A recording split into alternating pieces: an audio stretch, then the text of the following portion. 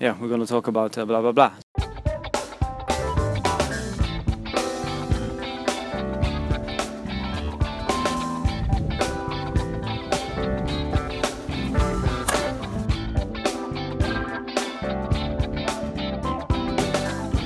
Hello everyone, this is Jan and Olly, and we are here on our last day of this trip, and we are in Belize. Olly posted a video on his Facebook page yesterday in which we asked for if you guys had any questions about this video series. And today we are gonna answer a few of your questions. Yeah, so before we started recording this, I was actually saying to Jan that I was feeling a little bit negative about the whole series. And I think it's important we talk about this because I've got to be honest, I do feel like we have let you down with this whole series. I mean, there's a number of issues, and I think what the best thing for us to do is kind of talk through these. And I think the one question is what we set out to do and whether that was a good idea. And then another question is whether or not we could have made more of the trip and the videos we actually made for you guys. And there's one comment here from Stu who says, very disappointed as this was supposed to be about immersion. Very little Spanish spoken, mostly English. I didn't want to see a personal holiday video. There were lost opportunities, ordering food and drink, blah blah blah, and the Spanish was in the background. Yeah, so Stu didn't like the series, and there was a few other videos, comments that were basically along the same lines. So I think the mistake that we've made is to set out to do a Spanish immersion trip. Because not that we didn't want that, but the reality is that where we have chosen to come is probably the worst place in the world for Spanish immersion. Yeah, and Olly thinks so. I think that the main problem is that we were traveling together. I think if you travel alone, you have to speak Spanish all the time. It's much easier to meet other people. I think that's the main thing. I think even if we would have gone to, I don't know, like a place somewhere in Mexico where no tourists come, and we were together, then obviously we spent most of our day together, right? So we would still be speaking English. I think that's the main problem. Well, it's not a problem for me because of course I enjoyed this trip and we got opportunities to speak Spanish, but it wasn't immersion. Yeah, and this is the thing. There's a lot of different issues here. I feel like I've spoken a lot of Spanish on this trip, honestly. I mean, I've been speaking to everybody. We haven't been able to get that on camera, and I take responsibility for that. I think that we actually only have spoken Spanish with the people on this trip so far. The people we've met. We haven't spoken any English, only with each other. And yeah, maybe you didn't see that in the video. Although I think in the last few videos we basically recorded every conversation we had. Yeah, we have tried in the last few videos to show more Spanish, and including every single interaction.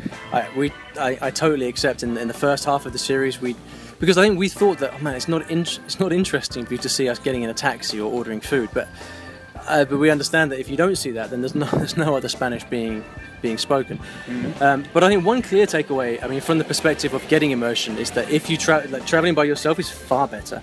Yeah. I think it may be more or less fun depending on you and the way you like to travel. Mm-hmm. We wanted to do something together, and I think as a result, I'm kind of happy with the Spanish that I've spoken, even though we didn't really show you enough of it. Mm-hmm. But I think for Jan, I mean, you would have spoken 4 or 5 times as much if you had been by yourself. Yeah, right? Yeah, that's for sure. That's for sure.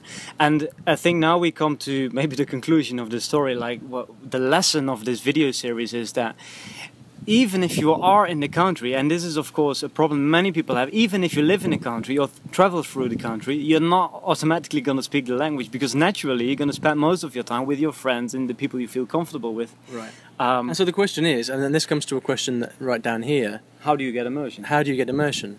Yeah. So Marco asks, when you're traveling, you can be looking for local language meetups or more structured situations. Is that a good way to get more immersion and exposure to the target language?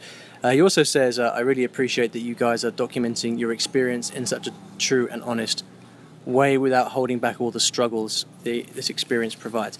Well, thanks for I'm glad you appreciate that, Marco. We have tried to do that, show you some of the struggles at least. And I think you're absolutely right. Like, what we have lacked is more structured situations. And I think my feeling is that if we weren't in such a touristy place, that we could have actually found those situations quite easily. And I know I'm comparing this to my experiences in other places. So I remember when I went to Argentina, I would do things like go to cultural centers. But were you alone? I was alone. Yeah, he was alone. I think that's the whole thing, that we were not alone. Yeah. But there is certainly what we found is that here, in the places that we've travelled, one of the things that makes it different from other places we've been before is that, for a start, there is a big gap everywhere you go between the locals who are in the tourist industry and the tourists themselves who are travelling, and that does create a gulf between people. Yeah. Well, we have chatted to people all over the place, but it's not, it's not the kind of situation that I've had travelling in somewhere like Brazil, for example, where often you kind of meet people in local towns, and then they'd invite you out to a party or whatever, and you can make friends quite easily. It's not been like that here. I think that's one issue. The other issue is that if you're in a big city, then there are other things you can do. So you can go to, like Marcus says, language events, language meetups. Yeah. You can actually go to other events where people who are maybe more like you can congregate and gather, and that can be a meeting like-minded people. I think is always the goal. Yeah, but again, I think when you're traveling around in a country, when you live somewhere, of course you can do all these things. But when you're traveling around, where you also want to explore a country, I think it's going to be tricky. And of course, because we're only staying at a place for 1 or 2 nights, so do we also want to go to language meetups? Yeah, could be, but you can also do these things in your own city, especially if you live in a big city. So, yeah, what's the best way to get language immersion? Well, let me just share a few of my past experiences. I went to China it was a few years ago, where I was learning Mandarin Chinese, and as soon as I could hold very basic conversations, I actually started dating girls. Now, of course, dating girls is not the only way to get immersion, but that really helped. And again, I was alone. They did not speak English, so I only had to speak Chinese, and I was in the country for 5 months, and at that time I really felt immersed. Later on, I also got Chinese male friends in the language, and that really helps. So I think that getting a boyfriend or a girlfriend or just friends in general, of course, helps. But traveling around the country and not being single, that's not very useful. But that's also not very practical for a lot of people. I mean, because a lot of people who travel, then they're not single. They are probably they like to travel with friends, and so the same question is there, I think. There's an interesting question from Helen here, which is that, and it's along these lines: how do you create situations in which you can speak Spanish, and is this more beneficial when you're at the lower stages? This is a good question. It seems like there are more opportunities for Jan to practice asking questions or buying drinks than there are for Olly, who does not need to practice the basics but wants to take part in more in-depth conversations. Maybe the lesson is it better to travel alone so you have more opportunities to interact with the locals? And she says, the videos are making me think, okay, my Spanish is quite basic, but that's okay because there's no need for anything else. I think it makes sense. I think that's a very good observation, Helen. I mean, I said to Jan when we first arrived here that it was very much the case that, because I've spoken Spanish for a long time, as soon as we kind of stepped off the plane, I'm kind of immediately comfortable talking with people. And I guess the truth is that I'm not necessarily looking for immersion so much. I mean, that's the honest truth. You have already had that. Because I've had that a lot, and for me, it's interesting to come here and talk and meet with the locals. And I don't really feel that my Spanish has changed or improved at all having been here. It's just been kind of useful practice. So this comes back again to, I think, an error that we made when we decided what this series was going to be about. But how about you, Jan? I mean, how do you think it's been more useful for you being at a lower level and even traveling together with somebody else? I think so, but the conversations are always very short in restaurants or with someone in the hotel. I think if you really want to practice Spanish, I think if I want to improve my Spanish, I could have done 2 things. One is intensively taking lessons online, but this is not immersion. Of course, we want to feel the language, we want to live the language.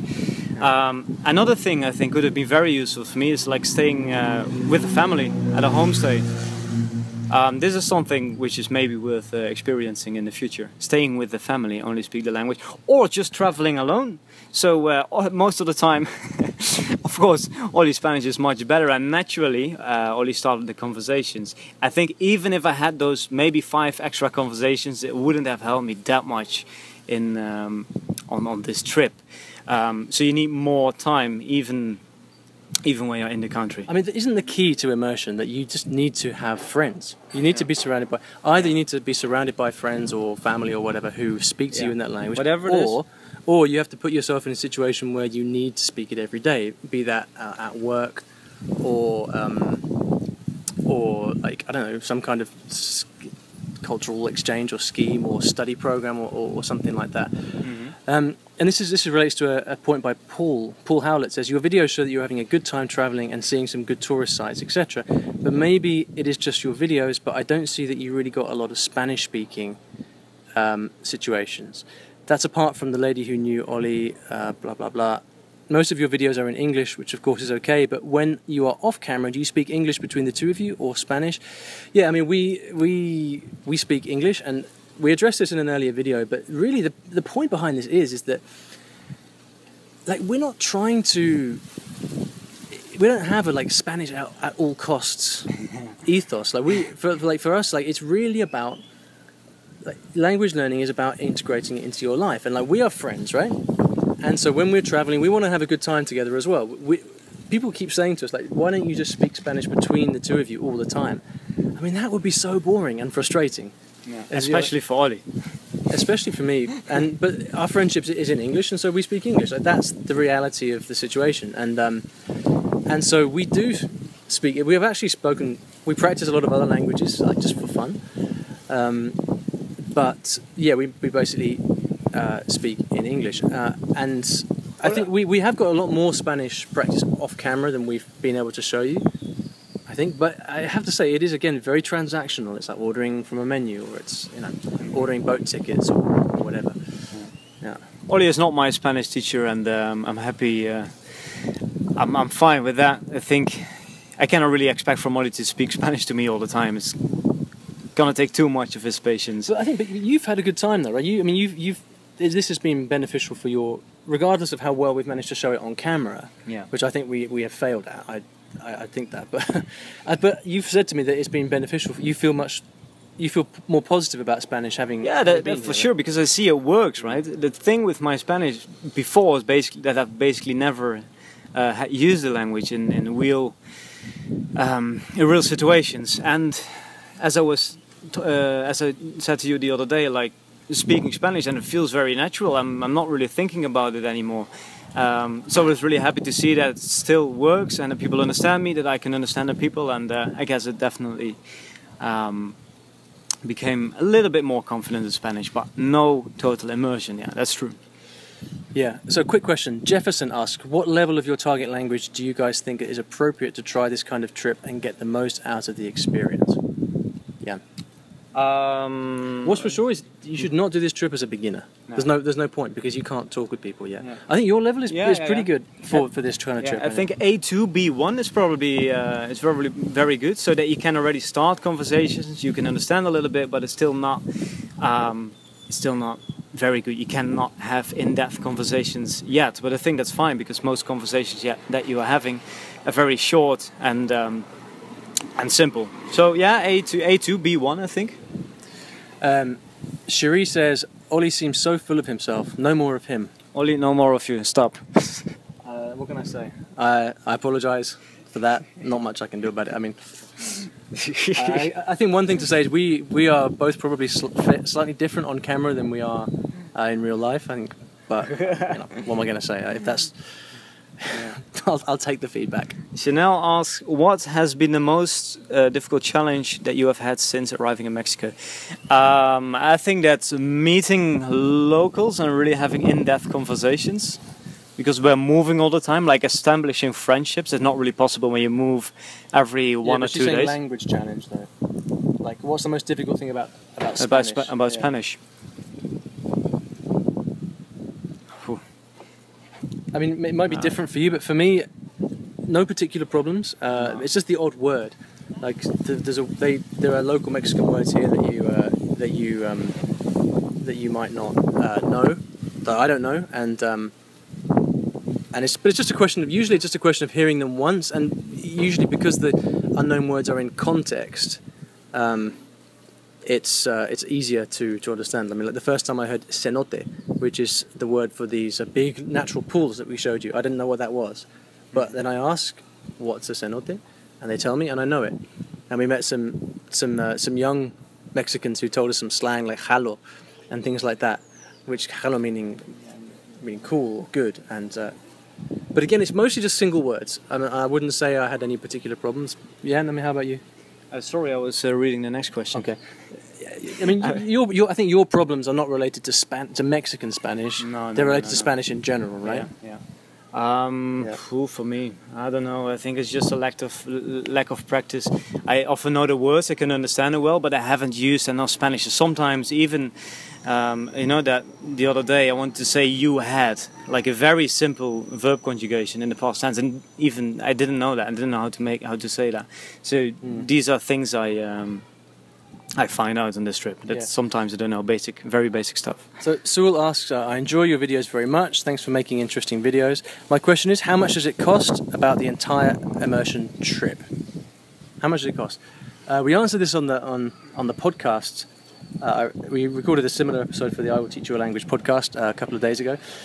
I think what number did probably we get? 50 or 60 euros per day, I think. Like for accommodation, food and transportation, excluding the flights, of course. Yeah, and that breaks down at about, hotel rooms are about 25 euros each, 25 euros each? Yeah, maybe? 20, 30. I think you were paying a little bit more, so between 20 and 30 euros. For a meal in Mexico. 10 euros for lunch and dinner?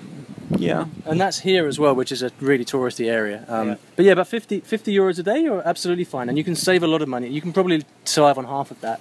If you stay in hostels and eat cheaper food. So Stay, I'm not sure how to pronounce it, says, have you ever landed abroad excited to use a language with locals for the first time and left disappointed at how it went? If yes, how did you bounce back? Jan? Of course, speaking a language for real in a country is different than when you have language lessons online. And I went to Russia recently, and also Azerbaijan. Sorry, it was not in Russia. It was in Azerbaijan, where they also speak Russian. And obviously, it was very difficult to hold conversations. Much more difficult than with a teacher on italki, because people often don't adjust. So, yeah, can feel a little bit disappointing, but at the same time, it's also cool to see that people actually can understand the word that you know. So yeah, it can be more difficult than you think, but I think at the same time it's really cool to see that it works in real life. Yeah, I've had this experience a lot. I think to a certain extent it maybe depends on your personality. Like, I'm not one of those people who will just land in another country and then just shamelessly talk with anybody. I'm actually quite self-conscious when I speak a language that I'm not so comfortable with. Recently I had this experience in Hong Kong. I was really excited to speak a lot of Cantonese, but a lot of the people I met just replied in English, and they speak really good English. Not everybody, but the circles that I moved in would speak very good English, and I got a bit discouraged about that. And the way I bounce back is going back to the things that I know well and the things that I know that work, which is finding teachers or tutors that I can speak with regularly and who can help encourage me and get good quality language practice, and then making friends in the target language. Back in London, I came back to London and I met a few Cantonese speaking friends quickly. I went out and specifically tried to do that, and then now actually I get much more Cantonese practice in London than I did in Hong Kong. So it's about, you have to create the situation that you need, which ironically is what we haven't been able to do here in Mexico. Just goes to show it's not easy, guys. You know, it's not easy. We've actually, like, during this trip, we've spent a lot of time discussing how we can create better videos, get more out of it, and we have really tried. It might not look like it, but we've really tried to show you as much Spanish as we can, and it's, you know, we haven't really managed it very well. Maybe we should travel solo next time. The only problem then is who's going to record everything. Right, yeah, traveling solo is harder to make good videos. But yeah, is there anything else? Yeah. One more question. From Daisy and Gwen, your videos look great. Just wonder how much time does it take you to make one video for one day? Well, that's a good question. It indeed takes a lot of time to make a video. How much time? I would say like 1 or 2 hours. No, I would say at least 2 hours for the editing. And then of course we need to add the subtitles, which takes half an hour maybe. Yeah, it depends how many subtitles are added. I mean, basically our process is we begin the day discussing what the theme of the day is going to be. Because one of the things that we found is if we just record every situation we're speaking Spanish, actually that doesn't make for a very entertaining video. I mean, you might argue that they weren't entertaining videos anyway, but you must have a story. But we try to tell a story of some kind, right? And so we usually have breakfast and we think, okay, what's the story for today? What are we going to tell? And then throughout the day, we try to record situations that come up that we think are interesting. That doesn't really take time because we're doing it anyway. And then in the evening, it takes us about 2 hours to put all the clips together, edit the video, add the music, and make it cut down. So it's a good amount of time. And then if we have to add subtitles, that's another 30-40 minutes at least on top of that. And we have to make a thumbnail. And then we have to make thumbnails for the videos, upload them. It's probably a good 3 hours a day. Yeah. So it's a significant time investment when you are in somewhere like this, right? And you kind of you want to try and also enjoy the time. So yeah, we spent quite a lot of time editing video. We take it in turns. So I do it one day, Jan does it the next day. Most of the time we film both, right, on one day, right? Film with both our cameras. Yeah, so we use both cameras to film stuff, and then we import it all in there together. Yeah. So there we go. I mean, that's it. Any last words? Any last words? Yeah, immersion. So, if you want immersion, don't travel with a friend. Better, yeah. I mean, I'm not sure we're in a position to give advice on this after what's happened to us, but nevertheless, if we had to do this again and get more immersion, then we would travel alone. We would not go to a touristy place like this. Yeah. One of the things about traveling alone, I guess, is you would maybe stay in hostels, which might help you to meet other people, although or international people. They might be English speaking. But yeah, I think probably staying in one place for a longer period of time is probably better, because then you can get to know people and you can create friendships in that relationship, right? That's basically what has been the biggest challenge for us on this trip. A homestay, I think, would also be interesting. Would also be worth trying. And I guess the last thing I'd say is that having come halfway across the world to try and get Spanish immersion, I'm really even more convinced now that you don't need to travel in order to get it. Yeah. Like where I live in London, I have a lot of language immersion, as much as I want really, and I'm almost as excited to go back knowing that I'm going to be able to speak a lot of Cantonese when I go back, and some Japanese and some Portuguese maybe. So like don't go on a two-week trip to a country just to order your Spanish. Just to practice your Spanish. Of course, it's nice to see that it works, and that people understand you, and it might motivate you to learn more. But I don't think it's the most effective way to make the language part of yourself. If you want to do that, then you really need to spend more time with locals. Maybe stay in one place, create friendships in that language. So. I think that was it. Yeah. So yeah, I hope you've enjoyed the series for what it is. I mean, we're doing this. We're learning as well, right? I mean, we're doing this annually now. Last year, we went to Thailand and we did a 2-week intensive Thai experiment. Next year, we're going to. I guess we can announce it, can we? Why not? I guess going into next year's trip, one of the things we're going to have to think about is how can we improve on what we've done here, right? How can we take the lessons that we've learned here in Cancun and apply that to, and I guess we might stay in one place, maybe? Yeah, I think so.